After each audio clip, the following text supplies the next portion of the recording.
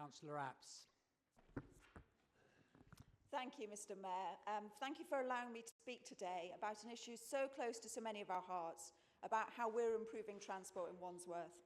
Last weekend, I was cycling in Hackney with my daughter, a walking and cycling-friendly borough, and we browsed around bustling, traffic-free streets with thriving shops, cafes and pubs. And it reminded me of just how much there is still to do in Wandsworth, but about how we're off to a great start too. We're creating a more sustainable borough to walk and cycle and improving buses and rail access. And all whilst helping residents by freezing council tax and targeting financial support for those who need it most. Because unlike the Wandsworth Conservatives, we have a clear vision for our borough. Everything we do as a council will focus on our overriding aim to make our borough fairer, compassionate and more sustainable.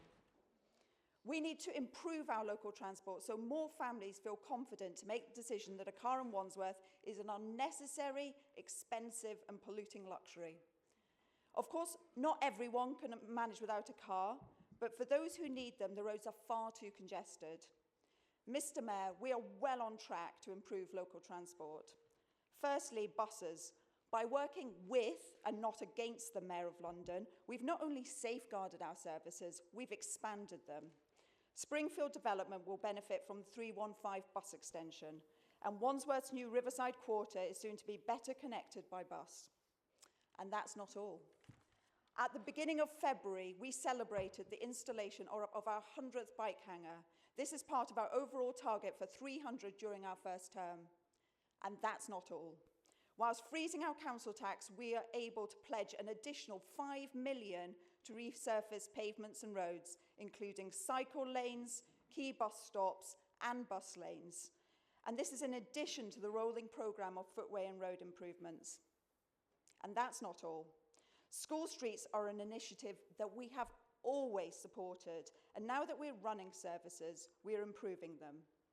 Cars are banned from school streets during drop-off and pick-up time, and we are now installing new infrastructure to make it harder for drivers to ignore that ban. 6 additional schools are also benefiting from zebra crossings, including my daughter's old school, Honeywell. And coming on to air pollution, in Environment Committee, we were shocked to learn that children are growing up in polluted areas of London have a 5% loss of lung capacity. This is not acceptable and is one of the reasons why we are holding a citizens' assembly to give local people the say in how we clean up our air. I am so proud that the Mayor of London is forging ahead with the expanded ultra-low emission zone to protect all of our health. And our leader, Councillor Hogg, was right to press the Mayor to bring forward a comprehensive scrappage scheme to help our residents. I am so glad Sadiq Khan has put that into place. And what of the Wandsworth Conservatives? They've offered no vision for this borough. They failed to deliver the changes to Wandsworth's dangerous one-way system, seeking to blame everyone else for their failure, despite the fact that in those 44 years, for 6 years, they had a Conservative council, a Conservative mayor, and a Conservative transport minister. It's quite frankly pathetic.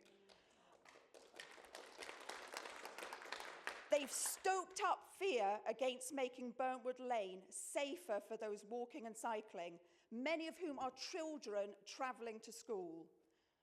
They simply won't support the steps we are taking to enable residents to breathe cleaner air.